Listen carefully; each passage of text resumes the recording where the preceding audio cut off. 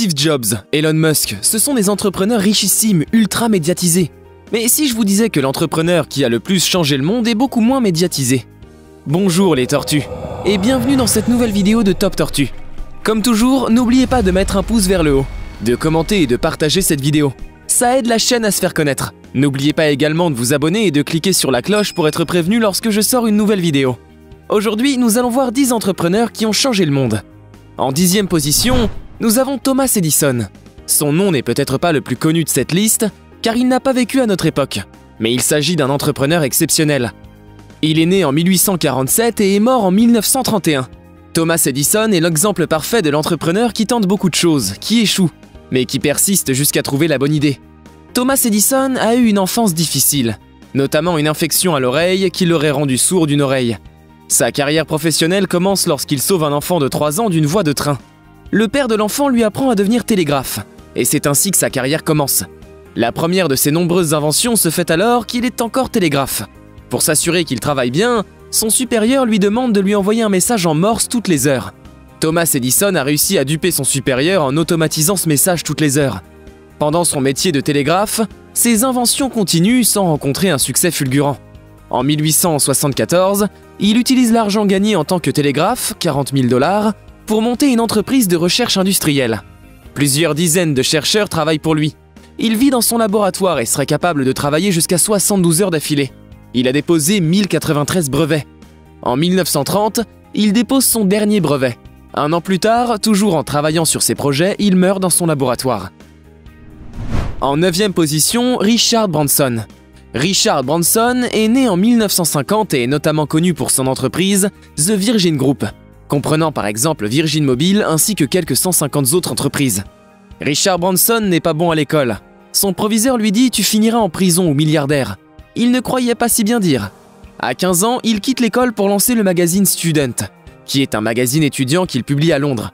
Devant la difficulté de trouver des sponsors, il se lance dans la vente de CD par correspondance, qui est en plein essor à l'époque. Il crée l'entreprise Virgin. Suite à une grève de la poste, il choisit de vendre ses CD en physique en rachetant une boutique sur Oxford Street. Il procède à son premier gros investissement en rachetant une propriété et crée un studio d'enregistrement. Il crée Virgin Records. Les premiers artistes signés sont un succès. Ces bénéfices permettent à Virgin de diversifier ses activités dans les années 80 et de débarquer dans le livre, dans la restauration, dans la vidéo, etc. Il est aujourd'hui à la tête d'un empire, The Virgin Group, qui détient des activités dans de nombreux secteurs. J'étais obligé d'annoncer les 7e et 8e entrepreneurs en même temps, puisqu'il s'agit de Sergey Brin et de Larry Page. Sergey Brin est un entrepreneur américain d'origine russe né en 1973. Larry Page est un entrepreneur américain, lui aussi né en 1973. Les deux se rencontrent en 1995 alors qu'ils étaient étudiants à Stanford et ont monté Google en 1996. Ils commencent à créer un moteur de recherche pour leur université, puis finissent par créer le moteur de recherche le plus puissant, PageRank. En 1999, alors que Google n'existe que depuis 3 ans, les deux fondateurs acceptent un investissement de 25 millions de $ de plusieurs investisseurs. Parmi eux, le fonds très connu Sequoia Capital. Ils ont tous les deux mené à bien le projet Google avant de nommer Eric Schmidt en tant que CEO de Google en 2001. Google progresse très vite. Les bénéfices sont de 100 millions de $ en 2001 et déjà de 960 millions de $ en 2003. Aujourd'hui, Google est valorisé à plus de 2000 milliards de $. Les parents de Larry Page étaient tous les deux professeurs d'informatique. En 6e position, nous retrouvons un entrepreneur que vous connaissez forcément, au moins de nom, Bill Gates. Il est né en 1995 aux États-Unis. Il est aujourd'hui l'un des entrepreneurs les plus célèbres et parmi les plus riches du monde. Alors qu'il est étudiant à Harvard, il quitte rapidement ses études pour se consacrer uniquement à la programmation. À 20 ans, en 1975, alors que nous sommes au tout début de l'ordinateur, il crée son tout premier logiciel, grâce à la société Microsoft, avec un tiret entre micro et soft, qu'il crée pour l'occasion, qui deviendra ensuite Microsoft. En 1981, Bill Gates lance Windows en partenariat avec les PC IBM. Il fait de la concurrence à Apple, déjà installé depuis 4 ans. L'ambition de Bill Gates est de permettre à chacun d'avoir un ordinateur personnel. Ce succès phénoménal se matérialise le jour de l'introduction en bourse de Microsoft, en 1968. Bill Gates devient milliardaire instantanément. Sa fortune ne fera que grandir jusqu'à aujourd'hui, où il oscille entre la première et la 5e plus grande fortune du monde. Quasiment plus impliqué chez Microsoft, Bill Gates gère aujourd'hui sa fondation caritative. Nous avons en 5e position Jeff Bezos. Il est né en 64 à Albuquerque. Enfant, Jeff Bezos est surdoué et un QI supérieur à la moyenne. Il monte sa première entreprise à 16 ans, un camp de vacances pour enfants. Il fait ses débuts de carrière dans la finance. Il a l'intuition qu'Internet prend de plus en plus d'ampleur, et par peur de rater quelque chose, il crée en 1994 Amazon.com, qui a pour ambition de devenir la plus grande librairie du monde. Le site est lancé en 1995. Pour l'anecdote, Jeff Bezos a eu besoin de financement, et a recouru à ses parents qui l'ont financé à hauteur de pratiquement 250 000 $. Aujourd'hui, Amazon est devenu la première marketplace et le premier site e-commerce du monde. Jeff Bezos a développé des services annexes comme Audible et Kindle, mais aussi des entreprises dans des secteurs qui n'ont rien à voir. Dès 2000, il se lance à la conquête de l'espace avec Blue Origin. L'objectif ? Faire du tourisme spatial un tourisme comme les autres. Facebook est sans doute l'entreprise que toute votre famille connaît, même votre grand-mère.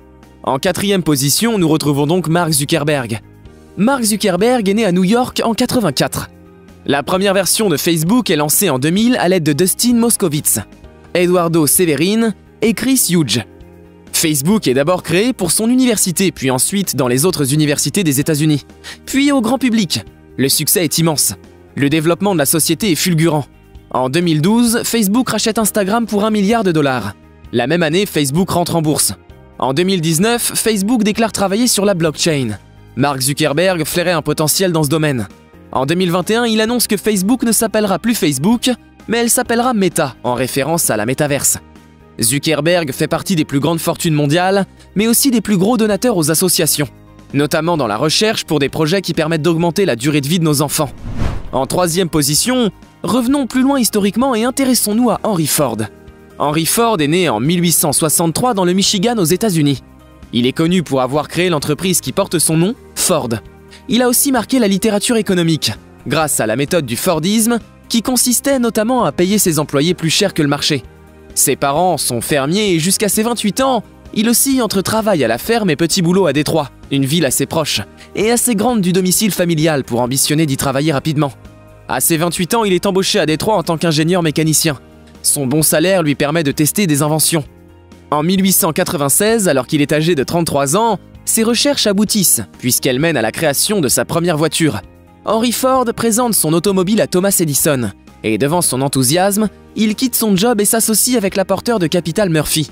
Après une première faillite, puis un désaccord avec ses actionnaires, Ford relance une nouvelle entreprise avec l'une de ses connaissances quand il était ingénieur. Cette fois-ci, c'est le succès. Ses talents d'ingénieur payent, notamment en termes de performance, puisque ses voitures sont celles qui battent des records de vitesse. C'est enfin la Ford T, une Ford qui se vend bon marché, qui va faire exploser son entreprise. La création d'une voiture accessible pour tous a toujours été la vision d'Henry Ford. Cela fait de lui un entrepreneur qui a totalement changé le monde. Apple fait partie des entreprises les plus aimées du monde. Si Apple en est là aujourd'hui, c'est en grande partie dû à un homme, son fondateur, Steve Jobs. Steve Jobs, c'est l'incarnation de l'entrepreneur visionnaire. Pour rappel, Apple est devenu leader sur le marché de la vente d'ordinateurs, de téléphones, d'écouteurs, de tablettes, de baladeurs, etc. Revenons sur ses principaux faits d'armes.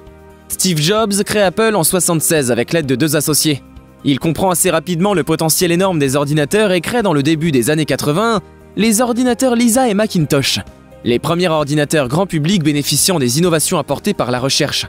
Steve Jobs quitte Apple suite à une baisse d'influence au sein de l'entreprise, au profit du directeur général qu'il avait lui-même recruté. La même année, en 1985, il fonde Next. En 1986, il rachète la filiale Graphic Groups de Lucasfilm, qu'il renomme Pixar. Il est notamment producteur de l'énorme succès Toy Story. En 1997, Apple est au bord de la faillite et rachète Next. Steve Jobs revient à la tête d'Apple et fournit le code source qui permet de développer macOS. Il supervise alors les différents lancements de l'iMac, l'iPod, etc. Avec le succès qu'on connaît à Apple, il y a notamment la conférence dans laquelle il annonce le lancement de l'iPhone qui reste aujourd'hui mythique. Steve Jobs meurt en 2011 des suites d'un cancer. À la première place des entrepreneurs qui ont changé le monde, nous retrouvons Andrew Carnegie. Son nom ne vous dit peut-être rien, mais il s'agit pour moi de l'entrepreneur qui a eu le plus d'impact sur notre monde. Il est né en 1835 en Écosse. À 13 ans, il immigre aux États-Unis. Il commence assez jeune à travailler dans l'industrie textile et décide de se former en allant lire des livres dans les bibliothèques autour de chez lui. Il fonde ensuite son entreprise d'aciérie, qui rencontre un franc succès, notamment dû au fait qu'il soit capable de largement baisser ses prix par rapport à ses concurrents. En 1865, Il fonde l'une des plus grandes entreprises de ponts et construit des ponts très célèbres, comme le pont Eads. En 1901, il revend ses sociétés pour un montant de 305 millions de dollars, ce qui représenterait aujourd'hui avec l'inflation une fortune colossale. Il est surtout connu pour être l'un des pionniers de la philanthropie. Il a donné beaucoup de sa fortune à des fondations et bâti de nombreuses bibliothèques publiques. Voilà, c'est la fin de cette vidéo. J'espère que ces entrepreneurs vous auront impressionné autant qu'ils impressionnent, et qu'ils vous motiveront aussi à changer le monde, et même si ce n'est pas par l'entrepreneuriat.